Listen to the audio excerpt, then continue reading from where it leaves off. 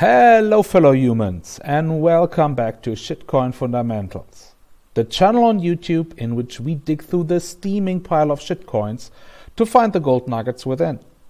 And today we have another gold nugget for you. It's called Avalanche, or it's traded also under the name AVAX.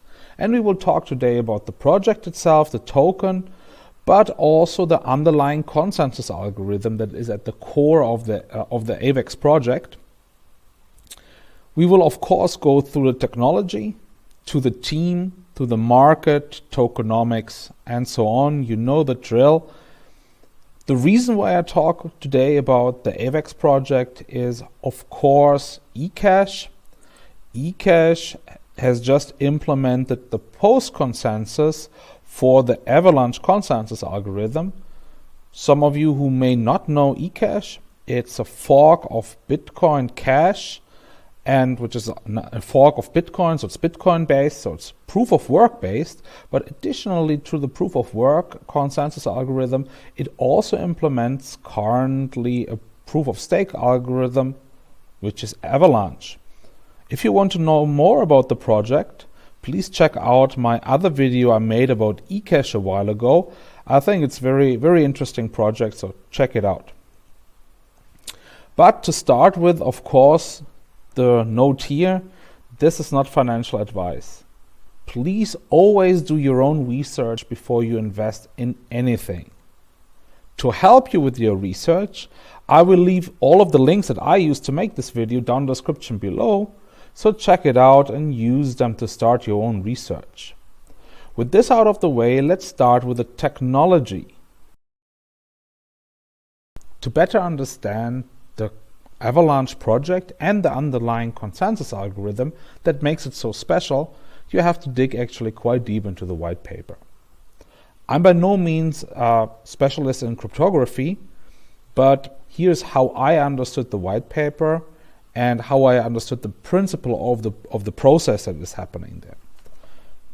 If I'm mistaken, if I'm wrong, if I have misrepresented something, I'm happy to learn something new, so please correct me down in the comments below. I'm happy to learn. But here is my version of it. Basically, there are 4 subroutines or sub-algorithms that make up the whole Avalanche consensus algorithm. They are called Slush, Snowflake, Snowball, and then Avalanche. Slush, Snowflake, and Snowball are on node level. That means they govern how a node decides in which state you should be. On the white paper, they make the example between red and blue, so which color something has. So basically, the Slush, Snowflake, and Snowball decide that on node level. In short, Slush makes sure that decisions are irreversible, so that nobody can, from outside, basically interact with the node and change its decision. Snowflake is detecting irreversibility, so it sees when the node has decided and basically locks that decision in. And Snowball detects the confidence of that choice, so how sure the node is that this is the right decision that it made. In general, how's it working? Each node is sending out its own state, and with a question, is that also your state? So for example, it's in the state blue, and it sends out, I'm blue, I'm blue, I'm blue, to several other nodes. And they will answer, yes, I'm also blue, or they will answer, oh no, I'm red, or they will answer, I'm not decided yet. This is just a node does with a couple of the number of how many nodes it asks that question to is fixed within the protocol, and it does that a couple of times. Each time when this happens, it waits until all the nodes have answered and then sees, are most of the nodes in the state I am, blue, or are other nodes in another state, for example, red. In case they're in blue, it's all fine, it stays in its state and all is good. In case it's not that, all the other nodes say like, oh, I'm red, then it understands, okay, I seem to be in the wrong state, and it changes the state to red and starts the protocol all over again, asks basically questions. This is basically how the slush protocol works. Now, the slush protocol would do that unlimited amount of times, or would ask this question round, would make this question round a couple of times. That's usually fixed within the protocol, but it would be a fixed time. However, the snowflake algorithm is basically detecting when the node is reasonably sure that it's in the right state. Basically, if all the time it asks a question and every time it is just confirmed that it's in the state, then the snowflake algorithm basically says like, okay, that's it, you are in this state. So, and it would basically lock in the state. The snowball algorithm basically counts how often the state of the system were flipped. So when it was asking, okay, are you blue? And then it came back a lot of red, and it flipped to red. And then later it got, however, in a couple of others of these questionnaires, it got always blue. It basically, the snowball detects it and says like, okay, you are 96% sure that you're blue, and there is still 4% that said red, but it's unlikely that you're red because of that confidence I have, 96%. This is basically how these three protocols are working. So basically they determine the choice of each node in which state the node currently is. The Avalanche protocol, or the Avalanche system, then the Avalanche algorithm, is basically introducing then the network to it. So how different nodes communicate with each other and how decisions are transmitted over the whole network. For this, they use something called directed acyclic graphs. I actually talked about them in one of my previous videos about IOTA, about the IOTA project. Check out the link here in the corner if you want to know more about how directed acyclic graphs are working. I talk about them in more precise and more in depth. So check out the video. So this is basically how the Avalanche process is working. The whole process basically uses something called metastability. That's actually the unusual or the new thing that they have introduced. Metastability basically means that there is no stable result, or no node is ever in one or the other state, but it's with a reasonable confidence in one of the states. So basically it can flip. However, after some while it understands that it's now in the state blue, for example, and then it basically transmits that over the whole network. And this is how consensus are found within the network. The interesting thing is that this allows for many different things. It's hugely scalable, it's super fast, and the interesting thing is that not the whole network has to understand the whole state of the network. So for example, when we look at Bitcoin, for example, in Bitcoin, every node has to have the whole history of the whole network. That's of course great because you can always go back in time, you can check each transaction and so on. However, that leads also to the situation that you have large files which have to be transmitted, which include all the past transactions. And that's a lot of work, that takes a lot of time, and that's why the Bitcoin family of consensus algorithms, so Nakamoto consensus algorithm, are generally quite slow. For example, eCache, as I said already in the beginning, they try to avoid that. They try to use the security of the Nakamoto protocol and combine it with the Avalanche protocol to make them faster, but in general, purely Nakamoto protocol is very slow out of this reason. Avalanche allows actually each node to only know the state of a small subsection of the whole network, and still makes it a secure means of transaction, which is much, much faster and much more scalable than Nakamoto protocol consensus algorithm. So I think this is a really, really interesting system. Actually, the directed acyclic graphs, which are used also in Avalanche, are used, as I said before, in IOTA as well as in Polkadot. So these DAGs or DAGs, they seem to be very at the forefront of a new development in proof-of-stake algorithms. In IOTA, they actually call them Tangle, but as far as I understand, it's the same. It's from principle the same thing as a directed acyclic graph. Sometimes they have different names, but there are many projects which are currently implementing them. They have many benefits. As I said, check out the video about IOTA. There I explain some of the benefits of directed acyclic graphs. So with this said, then let's talk about the tokenomics of the project. To talk about the tokenomics, of course, as always, we will start on CoinMarketCap. The current value of one AVAX is 93.71, so that's today's value, and it was actually rising over the last 24 hours by almost 10%. Let's check a little bit deeper into the tokenomics.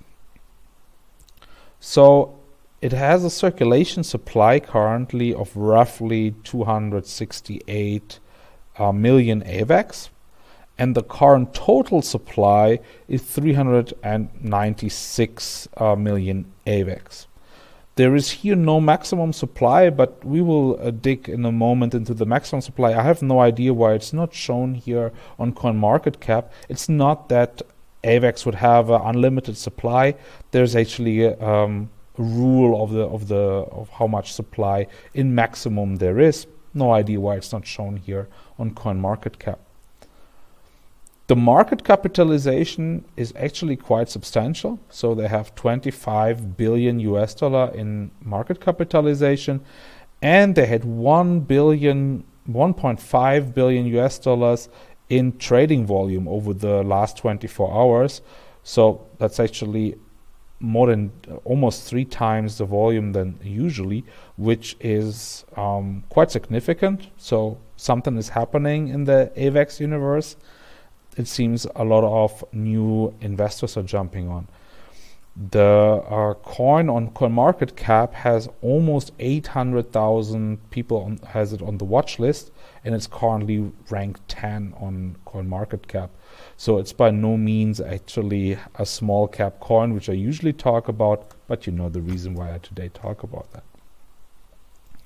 There was also significant price action actually since the coin was first introduced. You see here it goes basically continuously up, and you heard before about the technology. I think this is one of the reasons, because AVAX has just an amazing technology behind it, with which many projects currently implementing, where eCash is one of them.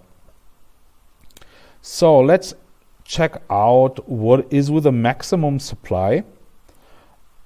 I have no idea again why it's not on CoinMarketCap, but here they have also Tokenomics paper basically. Here it's written the maximum supply, the supply is capped at 720 million AVAX tokens, of which half were minted with the Genesis block, so 360 million are out. This means by today additionally minted were roughly 30 million.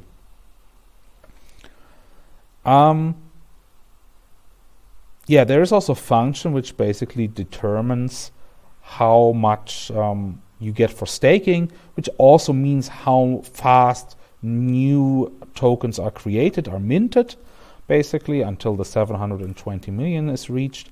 This is the formula.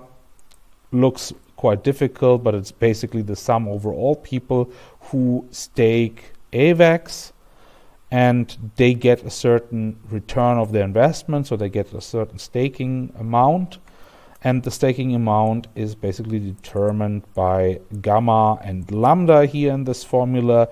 These values are decided by the community, so they're governable, so they can be voted to change these values, which basically means if you increase these values, then you will get more percentage for your staking, which in the first instance sounds of course great.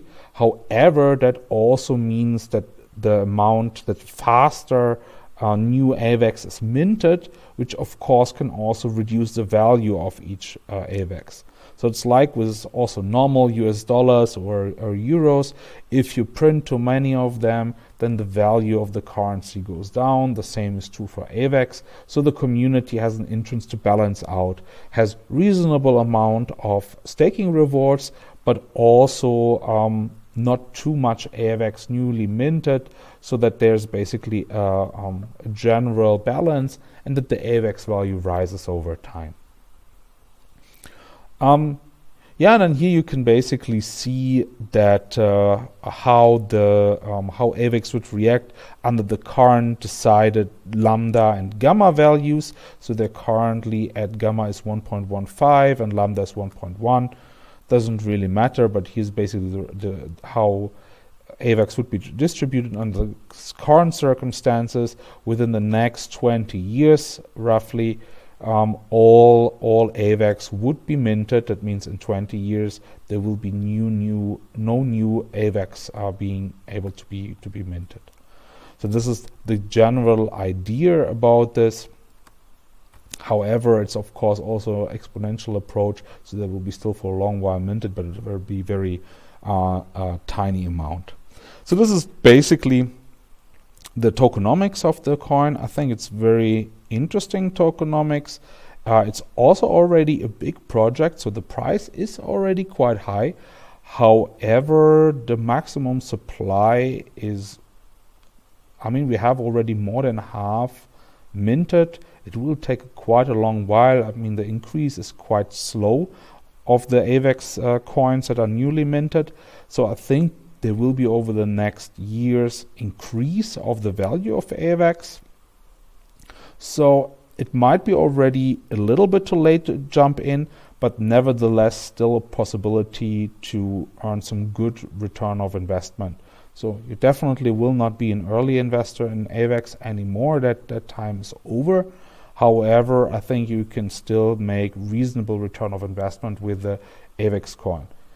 Again, this is not financial advice. Do your own research, do your own decisions.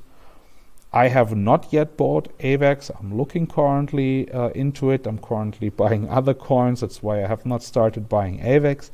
I will likely do in the next future, but it's your decision, up to you. This is my opinion about the AVAX coins. So let's talk about the team. But first of all, if you like the video so far, then please leave a like to the video down below and consider subscribing to my channel. I have more videos like this. I do videos about different kind of analysis videos, about different kind of small cap cryptocurrencies. I have update about two of my favorite coins, which is Just Me and which is eCash. And I might also add some further projects along the way. I currently do also some live streams sometimes. So just join the channel and be part of the community. So let's go on with the team. As you know, the most important thing that decides between failure or success in every startup, including all crypto projects, is of course a team. That's why I think it's very important that teams of crypto projects are known and can be checked out. Luckily, this is the case for the Avalanche project. The theoretical background of Avalanche was actually set by an unknown team called Team Rocket. Some of you, the older ones of you, may realize the reference there. However, then it was taken on by a team of researchers around a professor at Cornell University called Emin Günsire, and they further researched and developed this idea into what is now called Avalanche. And as I already said, the leader of this, a professor behind this at Cornell University, was Emin Günsire. We go to his LinkedIn page and we see here he was assistant and then associate professor at Cornell University, has founded already an IT startup before. So he's very deep expert in the field that he's working in. He researched this exact problem of Avalanche already in detail during his time at Cornell University. So I think it's a great thing that he made the move from being a professor at Cornell University then to leading the Avalanche team. I think it's a huge benefit for the whole Avalanche project. Then there are also others which were part of the research team. Here, for example, Kevin Signicki.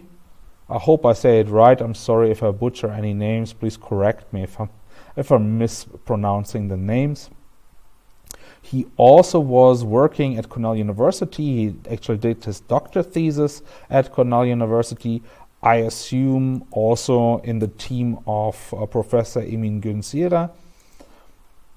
And he had a lot of other interesting positions as software engineer at NASA, Microsoft, and so on. And then he basically became COO of AVALabs and working on the Avalanche project.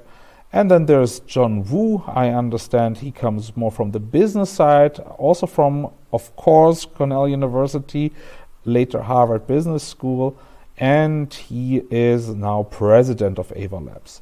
There are many other team members here in the team, and I think it's overall it's an amazing team. You have people you see where they're all coming from: Microsoft, Google, Credit Suisse, Cisco, NASA, AT&T, Harvard, Bitcoin, blockchain. So there's a lot of interesting players here in that team, and I think this is a very big benefit for the project. Look at the sheer size of the developer team of Avalanche. So this makes, of course, a great opportunity, the great possibility to build a super interesting platform, which they're currently doing. And even better, if some of you is searching for a new job and has good programming and blockchain knowledge, they're currently hiring. So check out their webpage if you like to. And last but not least, we have to talk also about the market. Avalanche moves into a field as many other projects, crypto projects do, similar to Ethereum, Polkadot, maybe also IOTA, and many others, which basically want to be a base layer on which other applications are developed. Avalanche is really pushing that side forward. So currently there are 182 projects which are developed as dApps on Avalanche, on AVAX. But also the Avalanche Consensus Protocol was made freely available for anybody to implement into their solutions. So this is, for example, what eCash is doing, but there are many others who currently implement Avalanche in their system. So there is a huge opportunity, but also big competition. I think the Avalanche project has a good opportunity because it's super fast. It makes super fast transactions. Because of the large scalability of this consensus algorithm, there's a possibility for Avalanche to be the fastest network in the market. And this is, I think, a great benefit, especially when you go to payment applications like eCash wants to be, right? You need super fast transaction times if you want to compete with MasterCard or Visa. And Avalanche is offering this to everybody that develops upon Avalanche. I think this is a very good opportunity. Doesn't mean there are other projects. Polkadot, I made a comparison. I don't know if I'm finding it now that fast here in all of my windows.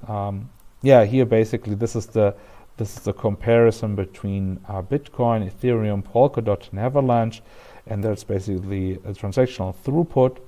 Infinite, it's true. However, it depends on the amount of nodes and subnets that are there. Transactional finality is amazing with below 2 seconds. They can actually, with these below 2 seconds, definitely compete with MasterCard and Visa card. So this is already great because this was so far not possible.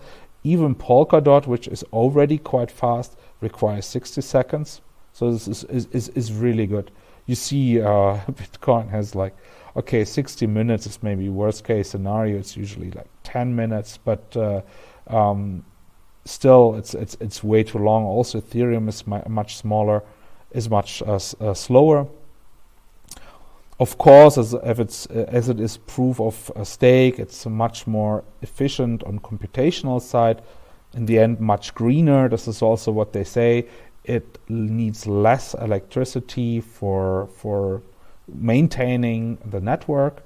This is of course great because we're getting in the area where proof of work will be not really feasible for the future, because just the energy consumption is already way too big and will just rise over in the future.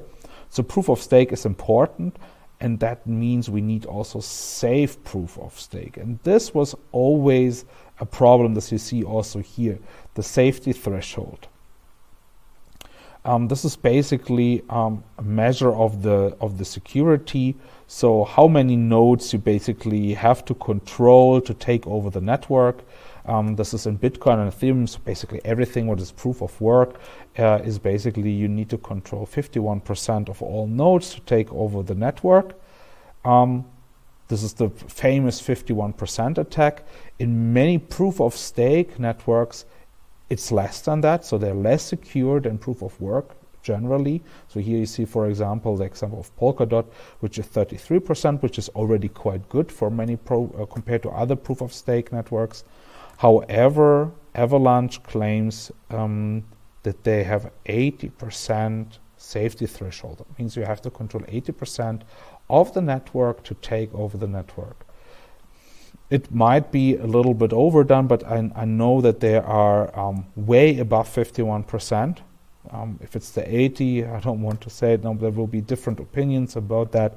However, they're way above the 50% mark, 51% mark, which is amazing, because that means you have first time ever a scalable, fast, and energy efficient blockchain that is also secure.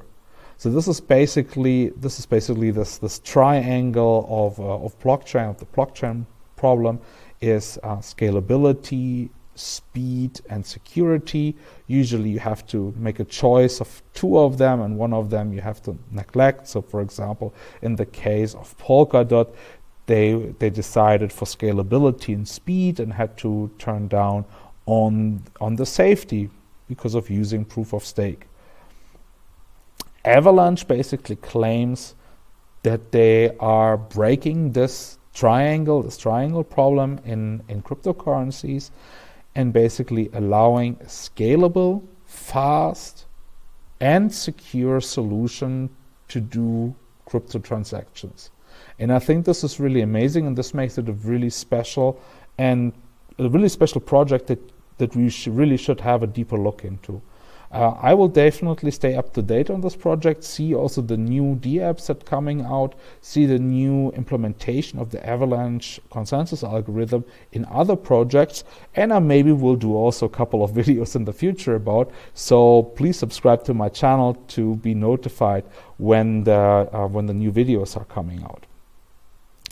With this, I hope you enjoyed the video. If you did so, please leave a like below.